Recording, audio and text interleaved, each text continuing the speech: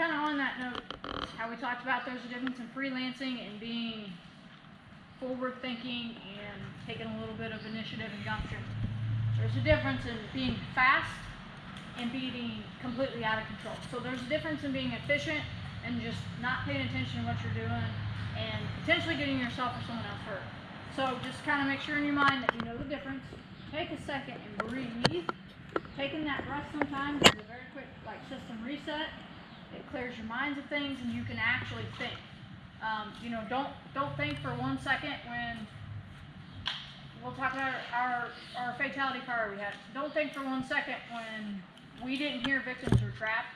We weren't on that truck like, oh baby, this is not a good day. This is real.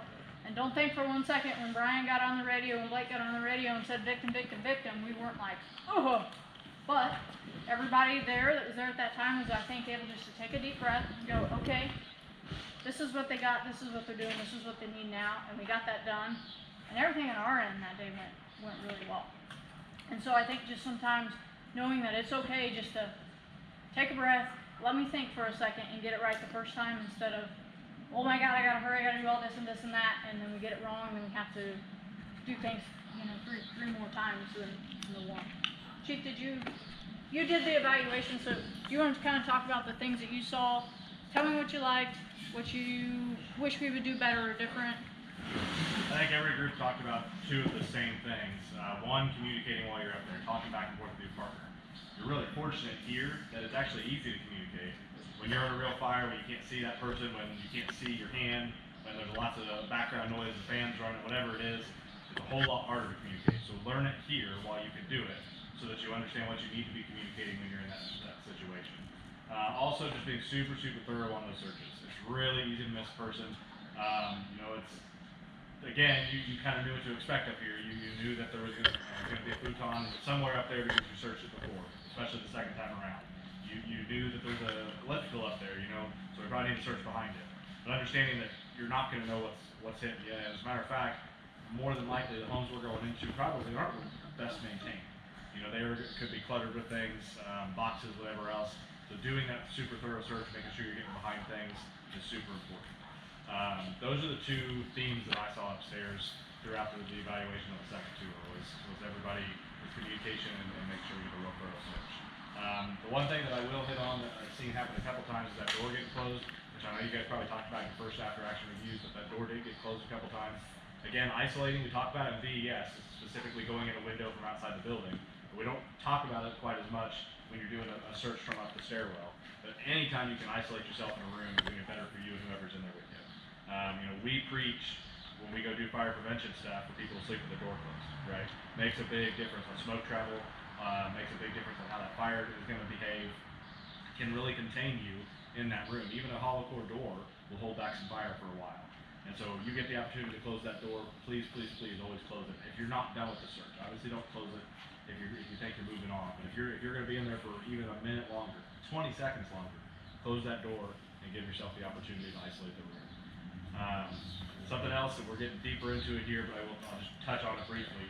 If you were searching across this, say you got to the top of the stairs and there was a door at the top of the stairs and then a door on the other side, and you could completely isolate yourself in that space.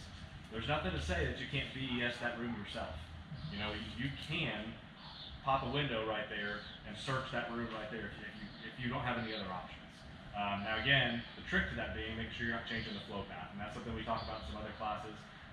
If you know you're 100% isolated in that room, every orifice is closed aside from the window you're opening, you're not impacting the flow path, you can VES that room from where you're at there. It's not called meant to enter search at that point, but you're allowing that ventilation to happen so that you can make conditions better for you and see a little better. So just some things to consider, maybe something we'll talk about in future class.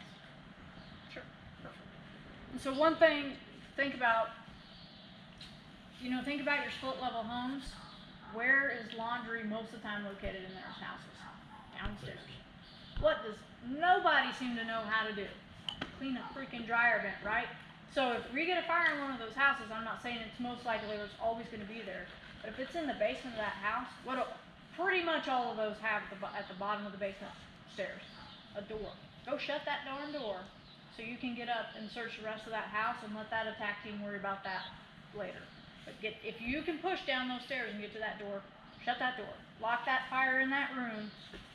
That way the rest of your house gets a little bit tenable, gives you a little bit of time to search.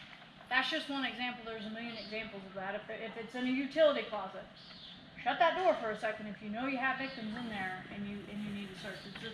It's the same thing. We talk about shutting ourselves in a room so we can search. Sometimes you can shut the fire in a room to buy you just a minute to get a hose line to it so you can search the rest of the structure, whatever. Obviously be safe about doing it. If you have to crawl through and over flames to get to it, I just wouldn't do that, right? Brian, Thomas, did you guys have anything else that you want to talk about? He's doing the same thing. I think the second rotation went much better. We were able to pick up on the things that got missed in the first one, and rightfully so. There were a few things that you probably were set up for failure, and there were teaching points on that first rotation, and then they were caught on that second one.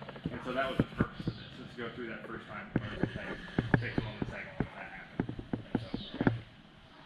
And so one of the questions that we talked about as instructors upstairs, the door that we have was put in place for another class, and so we talked about once pretty much all of you missed it, should we move the door?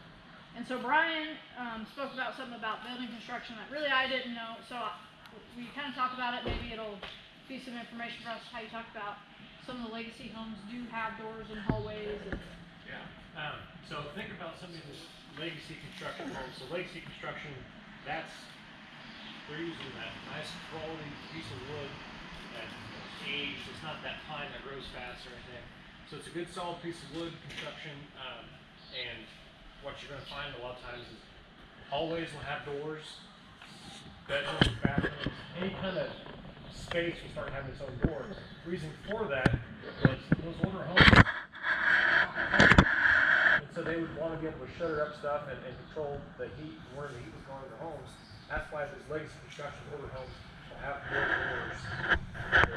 So just because we get to a door and you're searching, like she was saying, or Grace was saying, we can shut doors wherever you need, and that's fantastic. But sorry, just swing off a tangent. I saw Blake do this. He got to a door, and he didn't go down the path searching the hall. He stayed in the room he was in, finished searching the room before they went out that door. So just because you get to a door doesn't mean you have to go and search that. The person behind you can go that way, or you can do something different. But don't get stuck on a tangent saying you can't finish the room you're in. Because if you're reported that your victim's in that room, then just finish that room.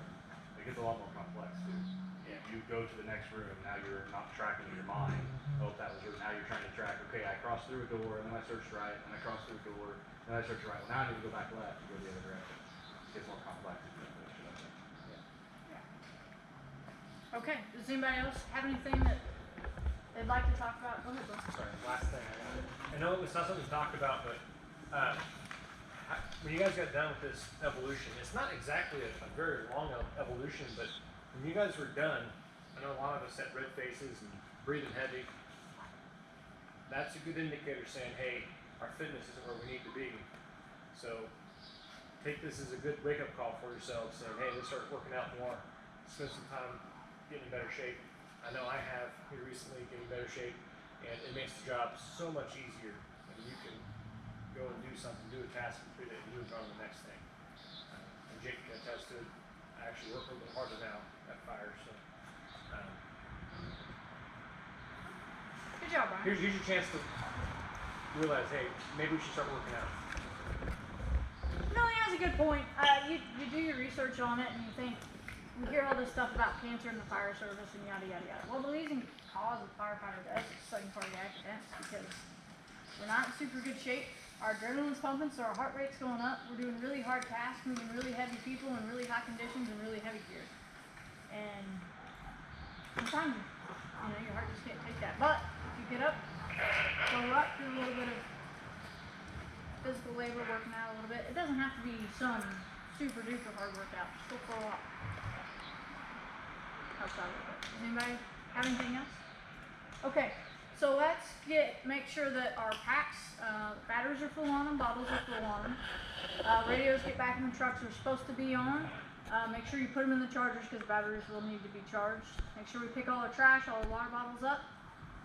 Rescue babies can either go upstairs or in the house, I don't care which one. And then let's get trucks back in, plugged in. Chief, do you have anything else? If you haven't filled out a course evaluation yet, make sure you do that. Instructors all need to meet with you before you go. When we get all that done, see you at the big one.